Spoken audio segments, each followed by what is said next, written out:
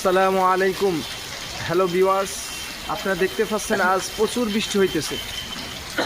আজ আমাদের এলাকায় বাজার ভিত্তিক রহিমানগর বাজার অনেক বৃষ্টি হইতেছে। এই যে দেখতেছেন কীভাবে বৃষ্টি হইতেছে, দেখেন অনেক বৃষ্টি। সেটা আপনাদেরকে আমি বলি বুঝাতে পারবো না, যে দেখার মতন। আর আল্লাহর রহমত এমন ডালা ডালতেছে, অনেক বৃষ্টি হইতেছে।